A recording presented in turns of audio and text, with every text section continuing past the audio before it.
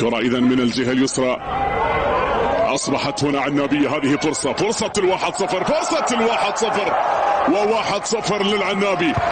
جول لصالح المنتخب القطري. تحسين محمد وصل هنا وسجل أول الأهداف، وضع أول الأهداف وسجل أول الأهداف القطرية في هذه المباراة. الله على الكرة. الضربة الحرة، الفرصة الحاضرة للعنابي. بسام يسدد كرة، بسام خطيرة. الهدف الثاني عن طريق معاذ إبراهيم يسجل الثنائية الآن للعنابي. البديل لإبراهيم حسن يضع هدف ثاني قبل العودة إلى غرفة الملابس. معاذ إبراهيم.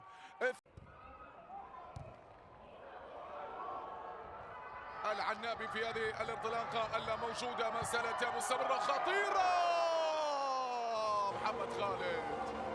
محمد خالد يسجل الهدف الثاني.